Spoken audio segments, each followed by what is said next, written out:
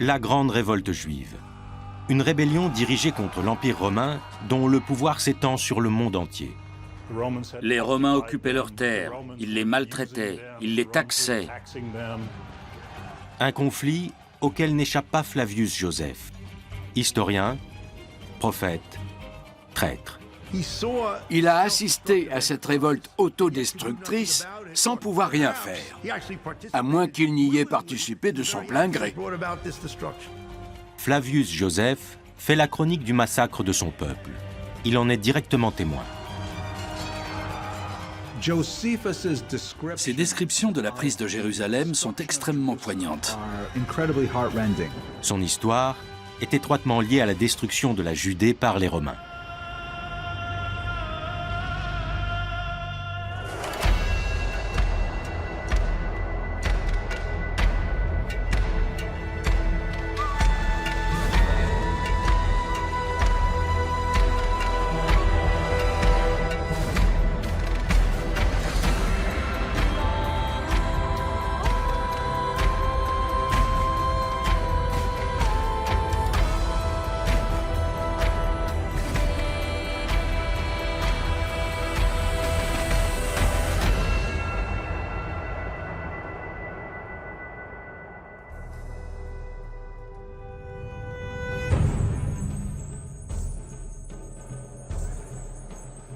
En 66 après Jésus-Christ, les Judéens se soulèvent contre les Romains, qui occupent leur territoire depuis plus d'un siècle. Ils ont peu de chances de vaincre un adversaire aussi puissant. Pourtant, après des années de ressentiment et de zèle religieux, nombre d'entre eux croient pouvoir se débarrasser de leur oppresseur.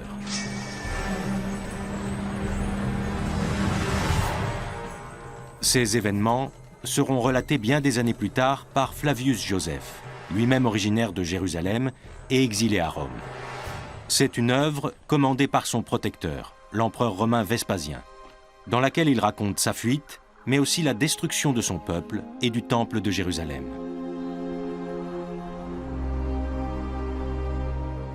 Flavius Joseph est un historien juif qui a vécu au 1er siècle de notre ère. Il a écrit 3 œuvres majeures. La première est un récit de la guerre juive, la deuxième s'intitule « Les Antiquités judaïques » et la troisième est une autobiographie dans laquelle il justifie ses propres actes durant la révolte contre Rome. Flavius Joseph nous donne un aperçu de la vie d'un homme au 1er siècle après Jésus-Christ. C'est l'époque des évangélistes et il est témoin des changements massifs qui s'opèrent dans la politique romaine, avec la fin de la dynastie des Julio-Claudiens, la mort de Néron et la réorganisation de l'Empire romain. Il transgresse à certains égards les frontières entre les cultures juives, hébraïques et araméennes pour écrire en grec tout en vivant à Rome. Il sait se faire comprendre de tous ces gens. C'est un écrivain extrêmement doué, qui a un sens incroyable du drame et qui sait parfaitement rendre une émotion. Voilà pourquoi ses livres paraissent toujours aussi vivants aujourd'hui, 2000 ans plus tard.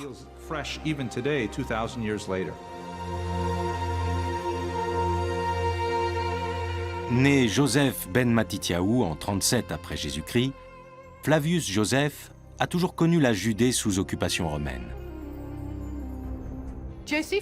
Flavius Joseph a grandi à Jérusalem au milieu du 1er siècle. La ville était placée sous la domination directe des Romains, et tout le rappelait.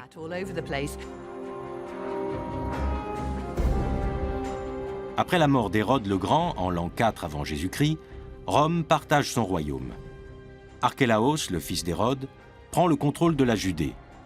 Une partie de la population, qui en veut toujours au défunt roi, proteste contre son fils. Celui-ci riposte en massacrant 3000 Juifs.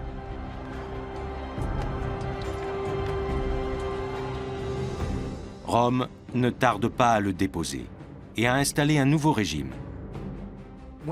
La fin de la dynastie hérodienne a ouvert une période de trouble. En l'an 6 de l'ère chrétienne, Rome a mis en place un système de gouverneurs ou procurateurs. Beaucoup de procurateurs imposent lourdement les Juifs et en profitent pour s'enrichir personnellement. Pour couronner le tout, les procurateurs commettaient parfois de terribles erreurs parce qu'ils ne comprenaient pas la religion juive. Il faisait des choses qui étaient sacrilèges aux yeux de la population, comme déployer dans Jérusalem les étendards romains qu'il vénérait comme des divinités païennes. Même si les relations judéo-romaines sont sur le fil du rasoir, les Juifs n'adoptent pas tous la même attitude face à Rome. Au 1er siècle, Jérusalem traverse une phase de grand désordre culturel. Plusieurs groupes religieux se disputent la faveur des Juifs. Ils défendent des visions concurrentes, et toutes très intéressantes, du projet divin pour les Juifs et pour le monde. Flavius Joseph est très fier que les Juifs aient des écoles de philosophie. Je pense qu'il aurait apprécié qu'on l'exprime en ces termes. Dans certains passages de ses œuvres, y compris son autobiographie, il parle d'une triade. Il dit qu'il y a 3 groupes. Le judaïsme est divisé en plusieurs courants. Les pharisiens, les sadducéens et les mystiques esséniens qui vivent isolés, loin de Jérusalem.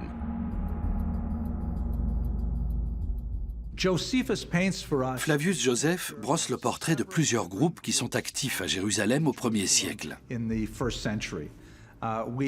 Il y a les Sadducéens, qui sont étroitement liés aux Romains et qui veulent se soumettre totalement à leur volonté. Les Sadducéens sont les aristocrates de Jérusalem, qui refusent l'idée de providence divine et observent uniquement la Torah, la loi écrite. Ils diffèrent cela des pharisiens, qui transmettent également les interprétations orales de la Torah et apportent ainsi de nouveaux éléments à la vie juive. Dans la tradition juive, les pharisiens sont les gentils. Dans la tradition chrétienne, ils apparaissent plutôt comme les méchants. Le pharisaïsme est un peu synonyme d'hypocrisie. Mais si Jésus se dispute souvent avec les pharisiens, c'est parce qu'il est très proche d'eux. On a beaucoup débattu des pharisiens et on trouve les opinions les plus diverses à leur sujet. Malgré tout, on pense qu'ils constituent le groupe religieux le plus important dans le monde juif. Les pharisiens jouissent de la confiance d'une large majorité de la population. Ils sont très populaires. Pourquoi? D'après Flavius Joseph, ils ont une vision très claire de la vie après la mort et un système moral qui repose sur l'idée du jugement dernier. Les pharisiens n'aimaient pas beaucoup les Romains et ils prenaient souvent part aux émeutes ou aux soulèvements qui pouvaient avoir lieu. En même temps, la plupart d'entre eux semblaient croire que Dieu lui-même interviendrait au moment qu'il jugerait opportun.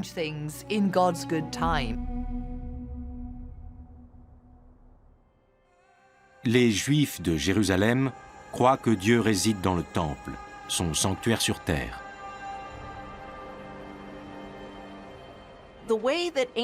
Dans l'Antiquité, les Juifs entraient en relation avec leur Dieu, le Dieu d'Israël, comme les autres peuples le faisaient avec leur divinité, c'est-à-dire au moyen d'un temple.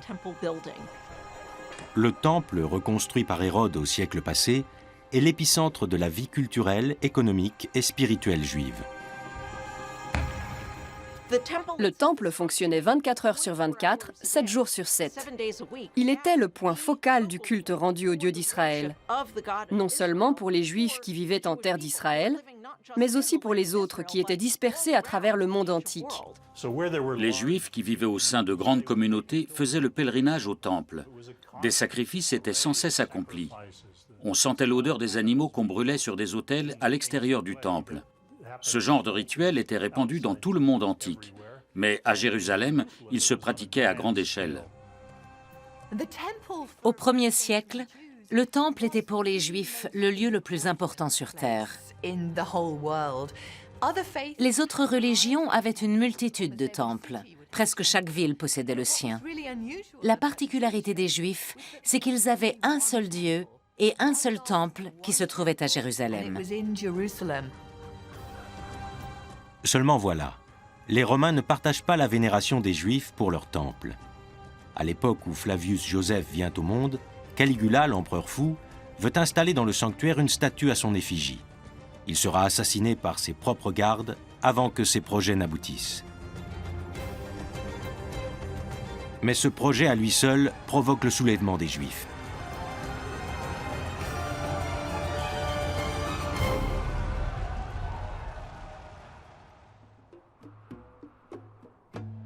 La vie du temple de Jérusalem n'est qu'un aspect du judaïsme. Flavius Joseph part dans le désert pour tenter de mieux comprendre son peuple et sa relation avec Dieu. Ayant grandi avec les Sadducéens et les pharisiens, il cherche à se rapprocher des Esséniens, qui vivent isolés du monde.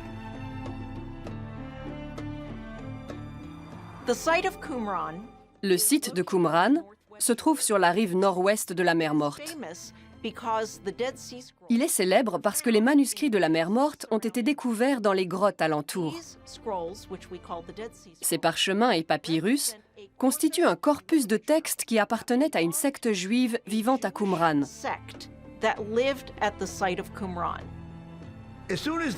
Juste après la découverte des manuscrits de la mer Morte, un certain nombre d'érudits ont relevé des ressemblances entre ces documents et ce que Flavius Joseph disait des Esséniens. Ils en ont donc conclu qu'il s'agissait du même groupe. Mais la secte de Qumran a une position différente vis-à-vis du temple. Quand Flavius Joseph parle de sa rencontre avec les Esséniens, il apparaît qu'il forme une secte bien à part, qui vit dans le vaste désert et se livre à des spéculations mystico-messianiques. Ils mettaient tous leurs biens en commun et ne craignaient pas la mort. Ils ne recherchaient ni les plaisirs ni le luxe. Leur mode de vie était très simple. Ils mangeaient ensemble et veillaient les uns sur les autres. C'était une société utopique. Ils estimaient que le temple de Jérusalem était souillé, que les prêtres qui y officiaient étaient impurs et indignes de célébrer l'office. Ils attendaient le jour où ils en reprendraient le contrôle pour accomplir les sacrifices tels qu'ils devaient être accomplis selon eux. Flavius Joseph est profondément marqué par son séjour chez les Esséniens. Mais ce n'est qu'une étape dans sa vie. De nouveaux horizons l'attendent.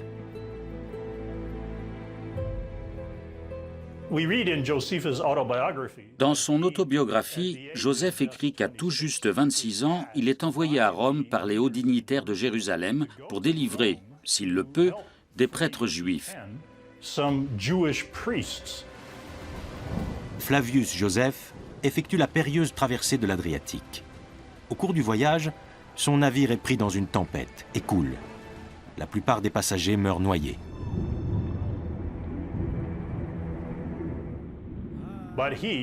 Il a nagé toute la nuit et a pu monter à bord d'un autre bateau qui recueillait les survivants. Je pense que ça lui a donné le sentiment qu'il était un être à part. Il avait été sauvé dans un but bien précis. Il ne savait pas encore forcément lequel, mais au fil du temps, il a été de plus en plus convaincu que Dieu l'avait choisi pour une mission spécifique.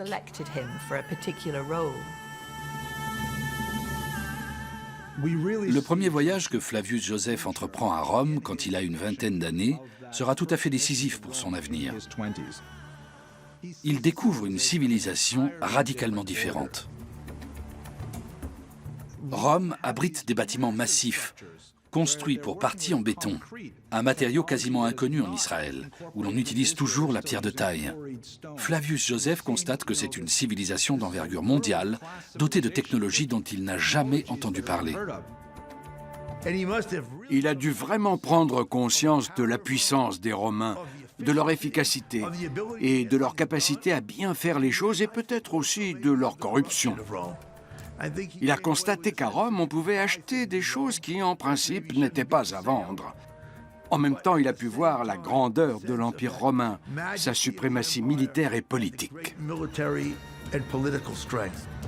Flavius Joseph s'attelle à faire sortir les prêtres de prison. Il se lie d'amitié avec Aliturus, un comédien juif à la cour de Néron. Néron était proche des acteurs. Il aimait lui-même monter sur scène.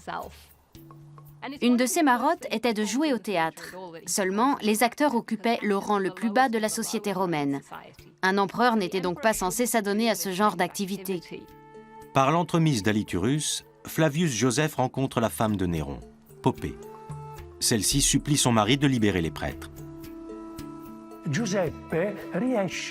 Flavius Joseph réussit à s'attirer les bonnes grâces de Poppée. Dans son autobiographie, il la décrit comme une femme craignant Dieu. Théosébès, en grec ancien. Certains en ont déduit que Popée avait peut-être des origines juives. Accorder la liberté aux prêtres juifs est l'un des rares actes charitables de l'empereur. Durant son séjour à Rome, Flavius Joseph a dû être témoin de la cruauté et de la folie de Néron. Néron est connu pour être très cruel, impitoyable et sujet à des sautes d'humeur. Il est diabolisé dans la plupart des sources de l'Antiquité. En 64 après Jésus-Christ, un incendie dévastateur éclate à Rome et certains en tiennent Néron responsable. Le brasier détruit en partie ou en totalité 10 des 14 régions de la ville. Ce qui est étrange, c'est que Joseph arrive à Rome à l'époque du fameux incendie de Néron. Et ce qui est encore plus étrange, c'est qu'il ne mentionne pas cet épisode alors qu'il se trouve sur place à ce moment-là. Tacite est en fait le seul à affirmer que Néron est directement responsable. L'année qui suit l'incendie de Rome, l'épouse de Néron et protectrice de Flavius Joseph subit les foudres de son mari. Popée connaît une fin particulièrement atroce. On raconte qu'un jour, Néron est tellement remonté contre elle qu'il la roue de coups de pied au point de la tuer alors qu'elle est enceinte.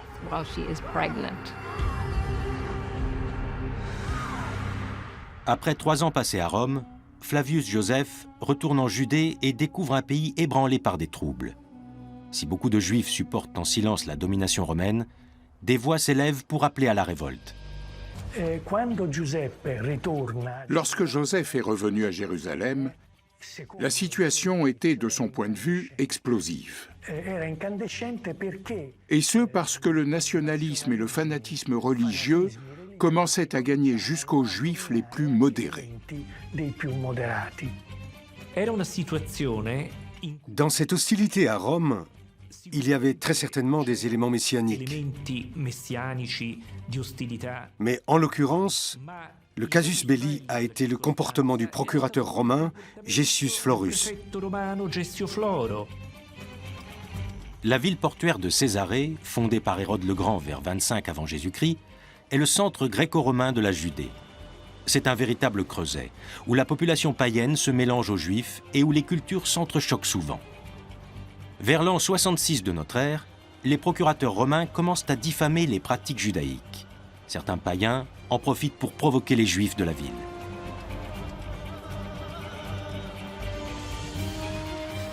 C'est ainsi qu'ils accomplissent un sacrifice païen à l'entrée de la synagogue, ce qui la rend rituellement impure.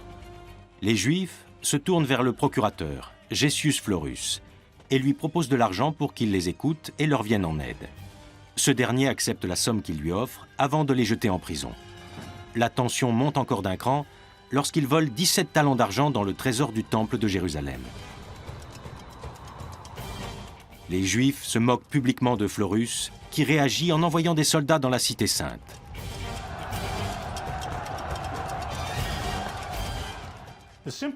En gros, dès le début de l'occupation romaine, les Juifs se sont plaints. Ils ne pouvaient pas tolérer d'autres maîtres que Dieu. Les Romains les maltraitaient, ils les taxaient, ils occupaient leurs terres, et tout cela devenait insupportable. Les tensions n'ont cessé de monter jusqu'à ce jour de l'an 66, où elles ont explosé. La rébellion est encouragée par les Zélotes. Ces Juifs hostiles à la domination étrangère pensent que le temple est souillé par les Romains. Pour provoquer ces derniers, ils suppriment tous les sacrifices dédiés à Néron. Les Zélotes tirent leur nom du mot « zèle ». Ils attendent que Dieu vienne les débarrasser des Romains. Ils pensent que s'ils prennent les armes, Dieu interviendra pour terminer le combat à leur place. Les Sicaires sont un groupe dissident encore plus extrême. Ils commettent toute une série d'atrocités pour entraîner la population dans une guerre ouverte contre Rome. Les Sicaires étaient des guérilleros urbains. Ils étaient appelés ainsi parce qu'ils utilisaient une dague, sica en latin. Ils se faufilaient derrière la personne qu'ils voulaient tuer, sortaient leur dague de dessous leurs vêtements et lui assénaient un coup dans le dos. Joseph parle d'actes de sicaire. Ils croyaient dur comme fer que s'ils se rebellaient contre Rome, Dieu interviendrait et les aiderait, même si la situation était en leur défaveur. Mais Joseph rentrait justement de Rome et il savait pertinemment qu'il n'avait aucune chance de l'emporter. Je m'efforçais de calmer ces agitateurs et de les faire changer d'avis, en leur montrant qui ils allaient combattre.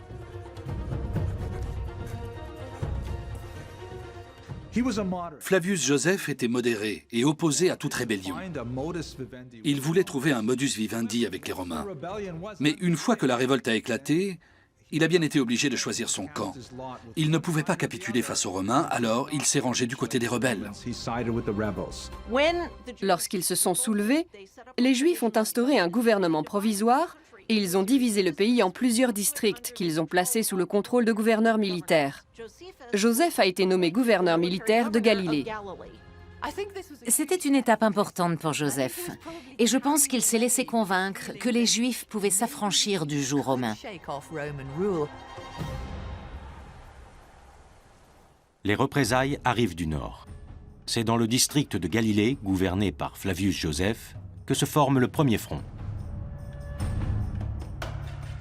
Pour mater les Juifs, Néron envoie Vespasien qui a combattu héroïquement en Bretagne et en Germanie. Vespasien se voit confier la conduite de cette guerre manifestement parce qu'il ne représente pas une menace pour Néron. Vespasien est celui dont on s'attendrait le moins à ce qu'il se hisse au sommet de la société romaine. Il vient du deuxième ordre de l'État, l'ordre équestre. Il n'est pas sénateur. Son père était percepteur d'impôts, un métier détesté. Il ne vient pas d'une lignée exceptionnelle. Il ne peut pas être dangereux pour Néron, qui, lui, est issu des Julio-Claudiens, une dynastie à l'histoire prestigieuse.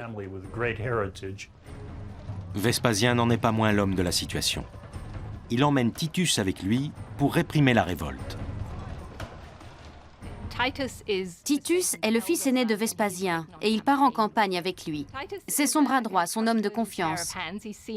Titus est considéré comme un bon chef militaire, même s'il est encore jeune. Comme son père, il passe pour un homme juste et il est aimé de ses troupes, ce qui s'avère de plus en plus important à Rome. Vespasien arrive en Judée avec 3 légions et quelques 60 000 auxiliaires, en espérant que cela intimidera les rebelles et les poussera à se rendre. En marchant sur Jérusalem, Vespasien mate la résistance de la population locale de manière très brutale. Vespasien et Titus traversent le pays d'ouest en est. Les villes qui leur ouvrent leurs portes sont aussitôt occupées. Celles qui s'y refusent sont détruites.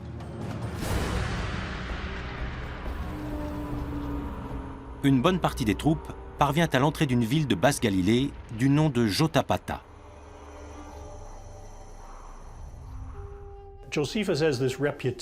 Joseph a la réputation d'être lâche et faible, mais en réalité, il est le seul à se mettre sciemment en danger dans ce conflit.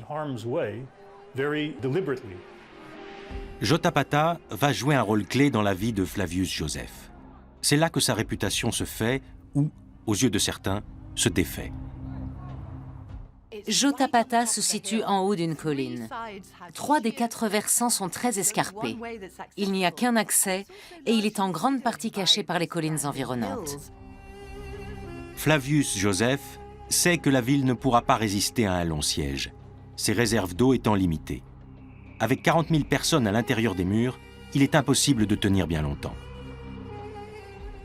Les Judéens ont une ville bien fortifiée, mais ils font face à une armée qu'ils ne peuvent pas vaincre. Joseph écrit à Jérusalem « Que dois-je faire ?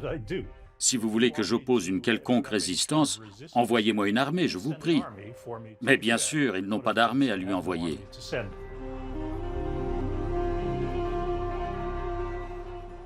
Joseph veut prendre la fuite, mais ils lui disent non, tu ne peux pas fuir. Tu dois nous aider à défendre la ville. Début juin 67, Vespasien et Titus installent leur camp au nord de la ville, le seul côté d'où elle est accessible. Les légionnaires sont bien armés. Leurs armures scintillent au soleil. Ils paraissent magnifiques et extrêmement intimidants aux autres armées. Alors, a fortiori, à une population civile. Ils installent méthodiquement leurs engins de siège, encerclent petit à petit les habitants dans leur ville et préparent l'assaut final.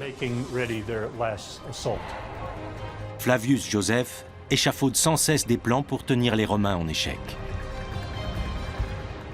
Il n'a absolument rien à sa disposition, pas d'armée. Il a face à lui 60 000 hommes qui comptent parmi les soldats de métier les mieux formés du monde. Il n'a rien, mais il dit « je les ai malgré tout retenus ».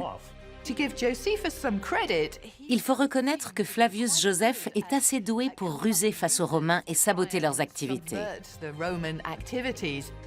Par exemple, il fait couler de l'eau par-dessus les murailles pour faire croire aux Romains que la ville dispose d'importantes réserves d'eau, alors qu'il n'en est rien.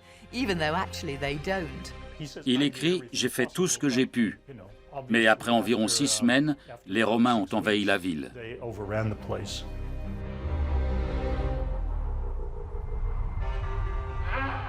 Le 47e jour de siège, un épais brouillard s'abat sur Jotapata.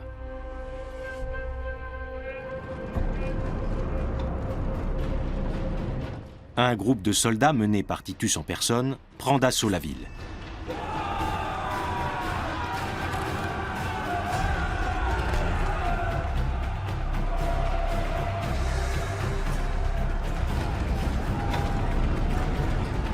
Une fois à l'intérieur, il tranche la gorge des sentinelles et ouvre les portes à une armée en furie. Les légionnaires ne font preuve d'aucune clémence.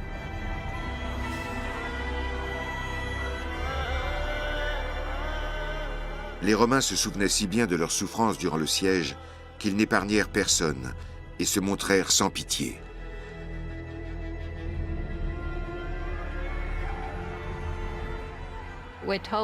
Au cours de ce siège, 40 000 Juifs ont été tués et 1200 seulement réduits en esclavage. C'est très peu. En principe, toutes les femmes et tous les enfants étaient réduits en esclavage. Flavius Joseph, lui, parvient à échapper au massacre. À la fin du siège, Joseph s'est caché dans une grotte avec 40 autres hommes pour échapper aux Romains. À présent, Joseph veut s'enfuir. Qu'est-ce que je peux faire? Je suis le commandant, c'est moi qu'ils veulent. Je pars d'ici tout de suite. Mais ces hommes brandissent leur épée et lui disent « Tu n'iras nulle part ». Les autres hommes déclarent qu'ils préfèrent se donner la mort plutôt que de se livrer aux Romains. Joseph n'est pas très emballé par cette idée. Il est d'avis qu'il ferait mieux de se rendre. La situation paraît désespérée, quand soudain, Flavius Joseph annonce que Dieu lui est apparu en rêve. Dieu lui a dit en rêve qu'il avait encore beaucoup à faire dans sa vie et qu'il allait notamment prédire l'avenir. Joseph prétend que Dieu lui a révélé que l'une des prophéties de la Bible hébraïque se référait à Vespasien. De Judée allait émerger une étoile qui régnerait sur les peuples. Flavius Joseph en est convaincu. Dieu veut qu'il survive pour accomplir sa mission divine.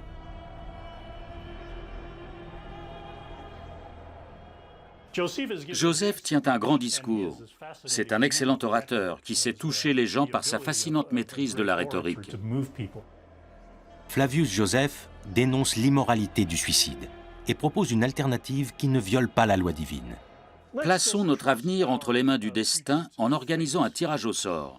Celui qui tire le numéro 1 mourra le premier des mains du numéro 2. Le numéro 2 mourra des mains du numéro 3.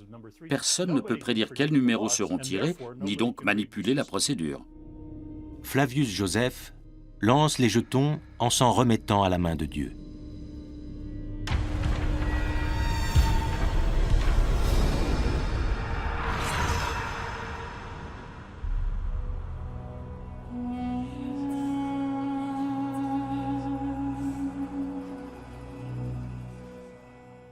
Vous ne devinerez jamais ce qui s'est passé. À la fin, il n'y avait plus que lui et un autre homme. Il écrit « Devons-nous y voir un signe de la providence divine ou un coup de chance? Qui peut le dire ?» Quoi qu'il en soit, il ne restait que moi et un autre homme. Alors je l'ai persuadé que nous devions tous les deux vivre. Rien n'indique que quelqu'un a triché lors du tirage au sort. Joseph laisse entendre que c'est peut-être la protection divine. Si on pouvait interroger l'autre survivant de ce pacte suicidaire, on en saurait plus sur ce qui s'est vraiment passé dans cette grotte. Lorsqu'on lit le récit de Joseph, il faut garder en tête qu'il se défend, et c'est vrai en particulier dans la façon dont il présente sa décision. Il est manifestement mal à l'aise à l'idée d'avoir trahi ses compagnons, du fait qu'il ne s'est pas suicidé avec eux. Il est clair que personne ne croit vraiment Joseph quand il dit que c'est la volonté de Dieu. La plupart des gens pensent qu'il a manipulé le tirage au sort, ce qui lui a valu une réputation de traître pendant des siècles. Flavius Joseph est conduit au camp romain. En arrivant au camp romain, il est perdu, c'est évident. Tous les officiers clament « tuez-le, lynchez-le ». En tant que commandant des rebelles, c'était un criminel aux yeux des Romains. Ça aurait pu être très dangereux pour lui. En même temps, les Romains savaient se montrer indulgents, d'autant qu'il s'était rendu. Titus est le seul à avoir eu pitié de lui. Il a intercédé auprès de son père pour que Joseph ait la vie sauve. Flavius Joseph joue les prophètes en révélant ce que Dieu lui a dit. Vespasien sera bientôt empereur de Rome. À l'époque, il paraissait très peu probable que Vespasien devienne empereur. Il était bien trop bas dans la hiérarchie pour pouvoir accéder au trône. Intrigué, Vespasien décide d'épargner la vie de Flavius Joseph. Au cours des 2 années suivantes, le prophète est tenu en captivité par les Romains.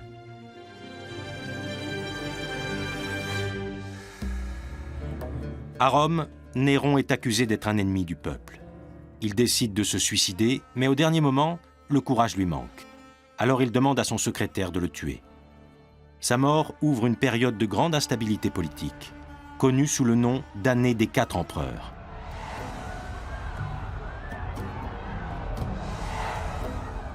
Le premier, Galba, est assassiné. Le deuxième, Othon, doit mettre fin à ses jours après seulement quelques semaines sur le trône. Vitellius règne brièvement avant d'être exécuté en public. Son cadavre est traîné dans les rues de Rome. Enfin, en l'an 69 de notre ère, la prophétie de Flavius Joseph se réalise. Les légions apportent leur soutien à Vespasien, qui est proclamé empereur. Pour Vespasien, il a été très utile qu'un prêtre versé dans la sagesse orientale prédise qu'il serait empereur. Vespasien n'est pas resté inactif. À Rome, il avait ses agents qui œuvraient pour son accession au pouvoir. Vespasien retourne à Rome. Titus reste en Judée pour pacifier la région. Flavius Joseph devient conseiller de l'héritier impérial. Au printemps 70, Titus arrive à Jérusalem. Le plan des Romains a toujours été d'isoler la ville et de l'attaquer en dernier. Lors d'un siège, la principale tactique des Romains consiste à encercler la ville et à percer les remparts au moyen de béliers. C'est ce qu'ils font à Jérusalem. Mais il y a un problème. La ville est très bien fortifiée, alors ça prend du temps. Lorsque Titus a entrepris le siège de Jérusalem, la ville était submergée de réfugiés juifs en provenance des autres régions du pays. La population était donc bien plus importante qu'en temps normal. Tous les accès étant coupés, la ville ne peut plus être ravitaillée. Pour couronner le tout, Titus laisse les pèlerins entrer dans Jérusalem, mais les empêche d'en ressortir.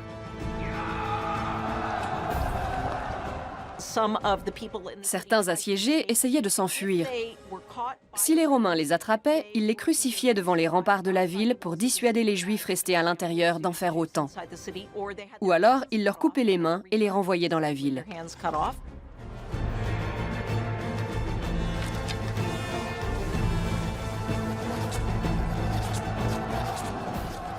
Certaines personnes appellent à la reddition. D'autres, au contraire, exigent qu'on respecte rigoureusement la volonté de Dieu, qui est de se rebeller contre Rome. Ils pensent que si l'on s'y tient, Dieu devra intervenir au dernier moment. La ville était divisée entre différentes factions rebelles qui se combattaient et s'entretuaient pour prendre le pouvoir. C'étaient vraiment des groupes assoiffés de sang. Ces groupes finissent par perdre de vue leur ennemi commun, les Romains.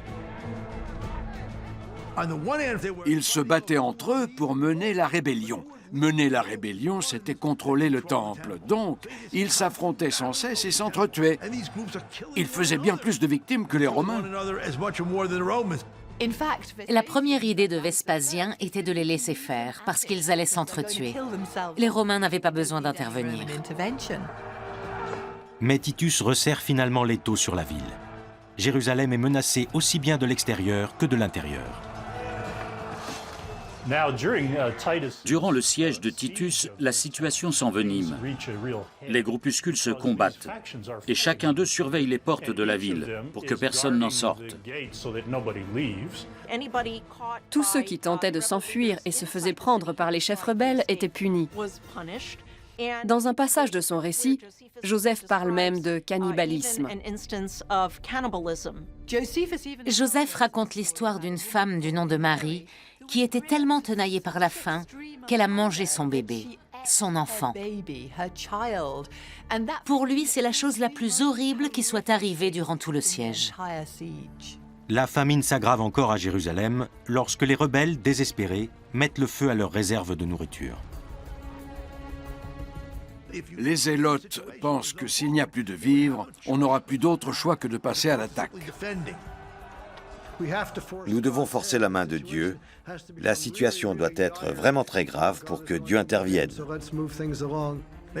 Compte tenu de leur approvisionnement en eau et de leur stock de nourriture, ils auraient pu tenir jusqu'à ce que les Romains se lassent. Mais ce n'est pas ce qui s'est passé. Ils ont détruit leurs provisions si bien qu'ils ont été obligés de prendre les armes.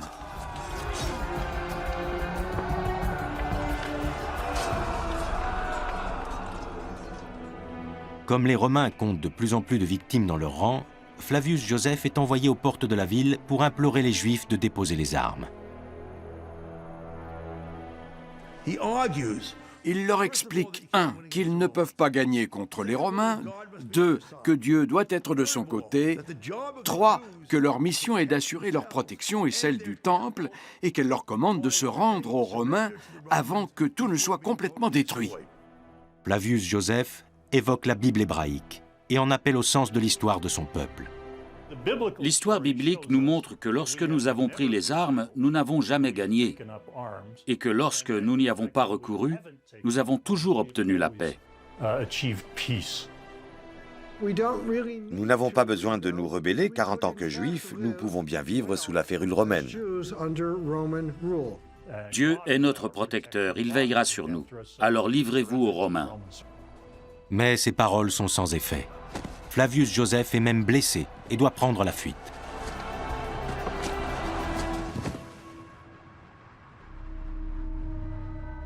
Après 8 mois de siège, Titus s'attelle à faire tomber les murs de Jérusalem.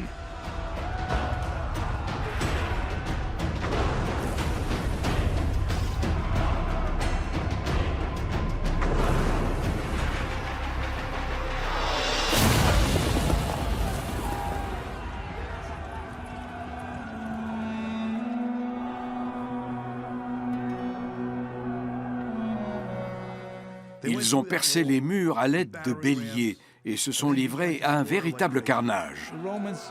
Imaginez un peu, les Romains, qui étaient bien formés, lourdement armés et rompus au combat, étaient frustrés par cette longue guerre dans un pays désertique. Alors, en pénétrant dans la ville, ils ont massacré les habitants. Joseph écrit que les Romains ont détruit les trottoirs au-dessus des égouts pour pouvoir tuer les gens qui s'y étaient réfugiés. On a ainsi retrouvé des morceaux de trottoirs défoncés.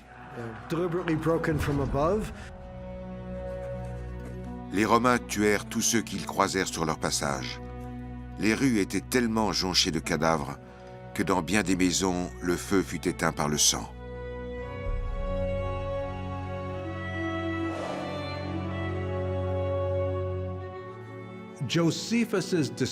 Son récit de l'anéantissement des rues de Jérusalem avant l'incendie du Temple est extrêmement poignant. On sent non seulement son talent littéraire, mais aussi son profond attachement à ses compatriotes de Jérusalem.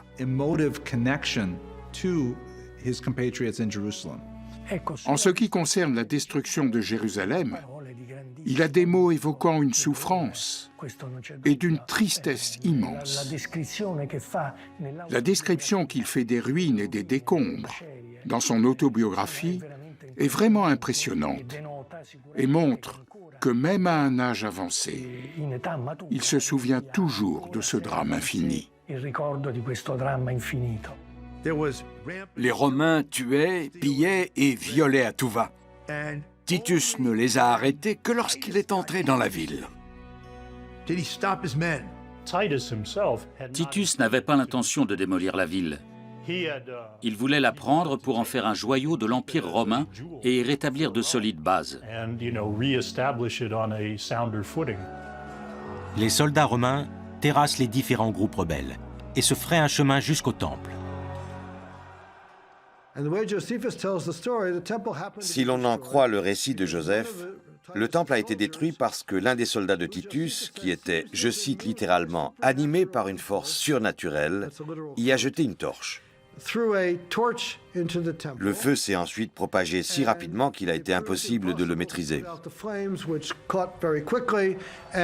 En l'apprenant, Titus a évidemment été effaré, mais il ne pouvait rien faire.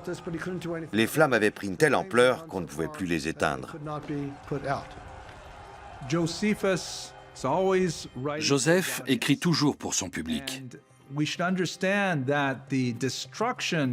Il faut bien comprendre que détruire le temple de Jérusalem équivalait à détruire un grand monument historique et culturel. Les Romains répugnaient à le faire. En général, ils appréciaient et respectaient les édifices anciens.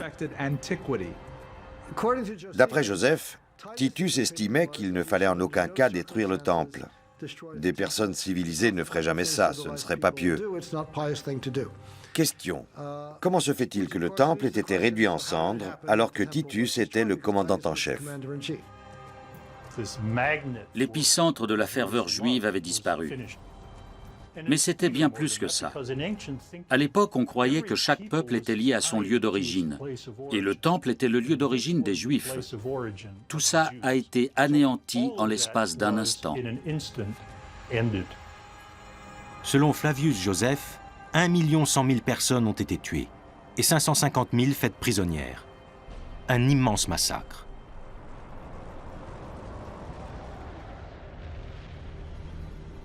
Si les Juifs pleureront à jamais la perte du temple, les Romains, eux, érigent un monument pour commémorer l'événement.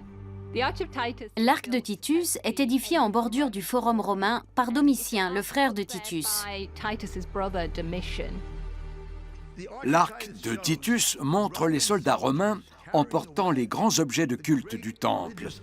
Il faut savoir que dans l'Antiquité, lorsqu'on pille un temple, on emporte les dieux qu'il renferme. Or, bien sûr, les Juifs n'ont qu'un Dieu, et il leur est interdit de le représenter. Aussi insensé que cela puisse paraître aux Romains, les Juifs pensent que Dieu est invisible, si bien qu'ils n'ont pas de statue à son effigie. Alors, que peut-on prendre ? On peut prendre le chandelier à 7 branches, l'encensoir, l'autel. Tous ces objets sont représentés sur l'arc de Titus, qui rappelle que les trésors du temple ont été emportés comme si c'était Dieu qui était conduit en exil à Rome.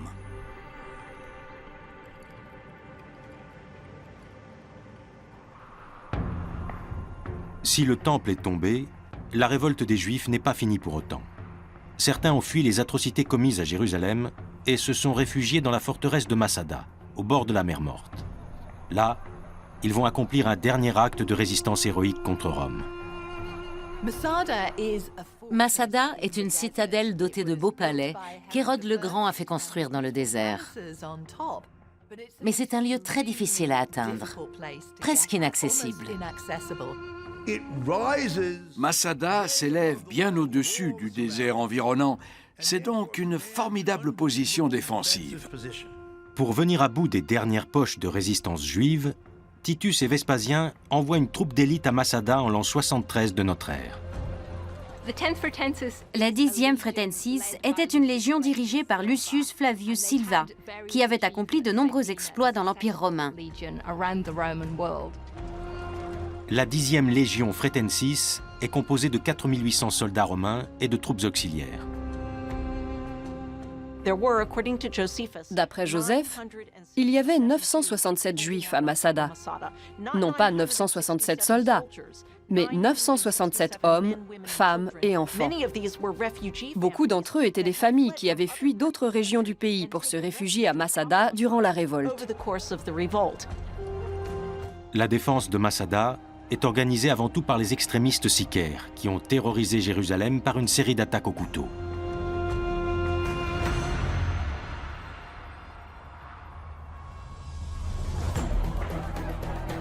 En arrivant au pied de la montagne, Lucius Flavius Silva met tout de suite ses hommes au travail. Il fait installer un camp et ériger un mur de plus de 3,5 km de long pour prendre au piège les rebelles.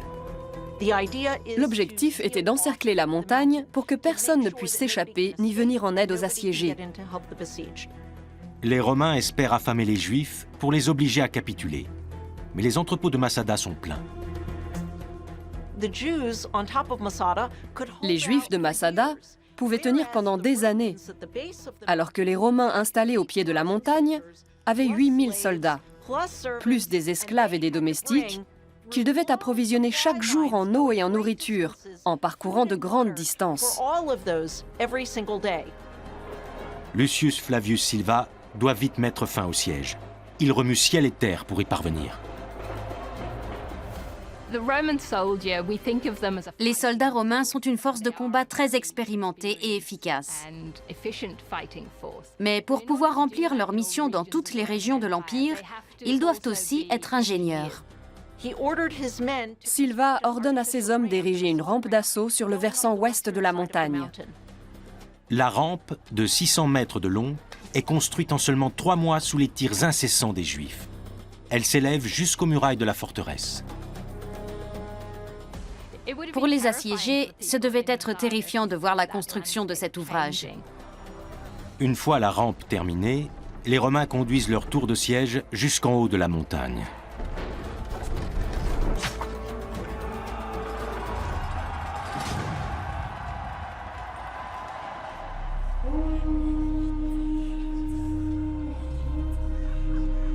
En entrant dans Masada, Lucius Flavius Silva découvre des monceaux de cadavres. Les sicaires ont persuadé tous les habitants de se suicider.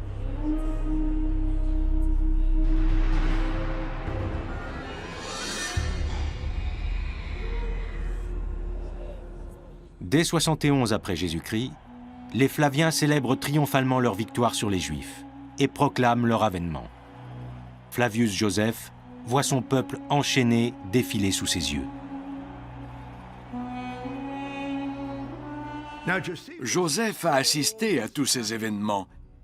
En lisant son œuvre, on sent bien la profonde tristesse qu'il éprouve. Il s'identifie totalement à son peuple et pleure sa destruction.